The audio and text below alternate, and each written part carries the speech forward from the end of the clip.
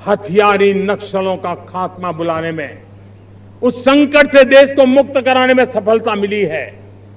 लेकिन हथियारी नक्सल तो गए, लेकिन दिमागी नक्सल, ये दिमागी नक्सल मौके की तलाश में है, हिंसा अराजकता के वो रास्ते खोज रहे हैं, समाज को गलत राह पर घसीटने के लिए भांति भांति के दांव कर रहे हैं।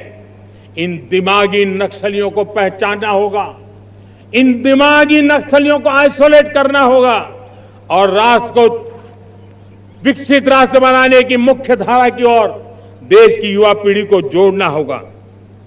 मेरे प्यारे देशवासियों, सुरक्षित भारत बनाना हम सबका दायित्व है। चुनौती सीमा के भीतर हो या सरहद से बाहर, भारत हर परिस्थिति के लिए तैयार है। आज युद्ध का नेचर बदल रहा है। अब युद्ध सीमा पर ही होता है, गारंटी नहीं है। आज युद्ध सीमा के अंदर, कहीं रिफाइनरी पे जाकर के, कहीं बैंकिंग सेक्टर को जाकर के, कहीं डेटा सेंटर को जाकर के, एक प्रकार से लड़ाई का नया रूप, इंफ्रास्ट्रक्चर तोड़े जा रहे हैं, फैक्ट्रियां तोड़ी जा रही है। हमने मिशन सुदर्शन चक्र की पिछले सालों घोषणा की थी, बहुत तेजी से उस पर काम चल रहा है। आज डिफेंस एक्सपोर्ट हमारा करीब 50 गुना बढ़ा है। करीब 100 देशों में हमारे अस्त्र शस्त्र पहुंच रहे हैं। वैश्विक पटल पर भारत की प्रतिष्ठा धीरे धीरे बढ़ रही है। बदलते हुए समय में अस्त्र शस्त्र की तरफ काम करना है, सैन्य बलों का सामर्थ्य बढ़ाना है, लेकिन साथ साथ नागरिकों को भी तैयार करना होगा। पिछली शताब्दी के युद्धों के अनुरूप जो सिविल डिफेंस की व्यवस्थाएं हमारे देश में विकसित हुई है, वो कालबाह्य हो चुकी है।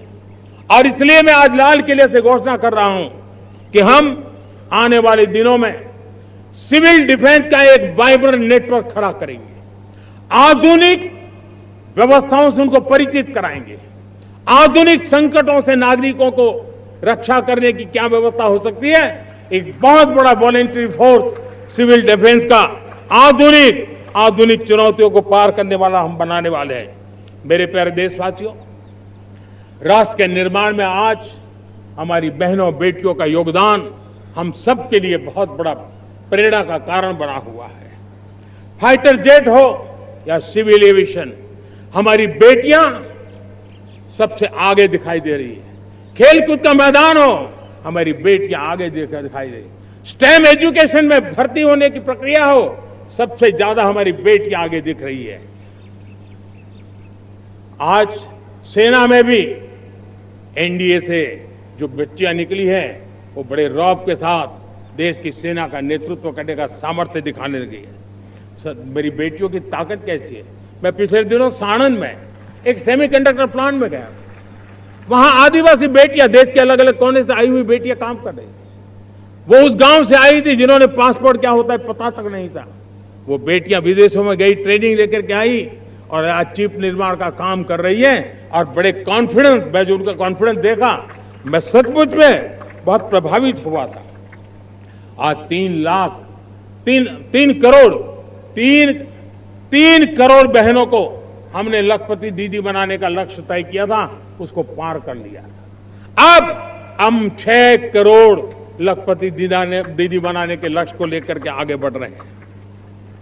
3 करोड़ नई लखपति दीदी बनना मतलब ग्रामीण अर्थव्यवस्था में बहुत बड़ा बदलाव मातृशक्ति के द्वारा आने वाला है। मेरे प्यारे देशवासियों, आज पंचायतों में, नगर पालिका में, महानगर पालिका में बहुत बड़ी मात्रा में हमारी महिलाएं जनप्रतिनिधि बनकर के देश का मार्गदर्शन कर रही है, समस्याओं का समाधान कर रही है, बहुत ही सक्षम नेतृत्व दे रही है। और इसी को ध्यान में रखते हुए हमने पार्लियामेंट में नारी शक्ति वंदन अधिनियम पारित किया था, लेकिन किसी न किसी कारण से राजनीति के अखाड़े में पिछले 40 साल से यह सपना हमेशा राजनीतिक अखाड़े का शिकार हो गया है। मैं देश के सभी राजनीतिक दलों से आज लाल किले की प्राचीर से तिरंगे झंडे की छाया में खड़े होकर के प्रार्थना करता हूं, आग्रह करता हूं, आइए उन महिलाओं के सामर्थ्य के पुजारी बनिए, उन महिलाओं के सम्मान में आगे आइए और जल्द से जल्द हमारी माताओं बहनों को 33% विधानसभा और लोकसभा में उनको प्रतिनिधित्व मिले, वे भारत की नीति घड़तर के अंदर अपना योगदान दे।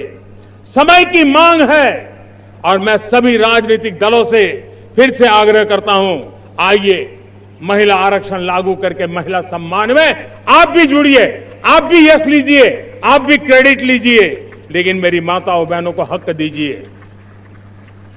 मेरे प्यारे देशवासियों, विकसित भारत का संकल्प तभी पूरा होगा जब विकास अंतिम व्यक्ति तक पहुंचेगा।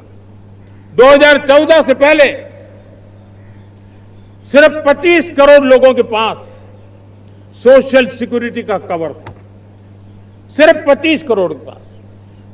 साथियों, पिछले 5-7 दशक में सिर्फ 25 करोड़, हमने एक दशक के भीतर भीतर 100 करोड़ देशवासियों को सोशल सिक्योरिटी का कवच दिया है। आयुष्मान भारत योजना से 70 साल की उम्र के बुजुर्गों से भी आज 5 लाख रुपए तक मुफ्त दवाई की व्यवस्था हो रही है। करोड़ों करोड़ों परिवारों को इसके कारण बहुत बड़ी सुविधा मिली है और इस आयुष्मान कार्ड के कारण 2 लाख करोड़ रुपया जो दवाई और ऑपरेशन के पीछे खर्च होना था, वो मेरे परिवारों के बच्चे हैं। वो गरीब परिवार है, वो मध्यम वर्ग के परिवार है, उनको इतनी बड़ी।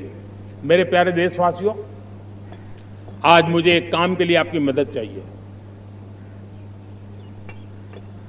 मैं आप सबसे एक मदद मांग रहा हूं। सभी नौजवानों से मैं चाहता हूं कि आप इसका नेतृत्व करिए। आपका 1 या 2 घंटे देश को बहुत बड़ी शक्ति देने वाले हैं।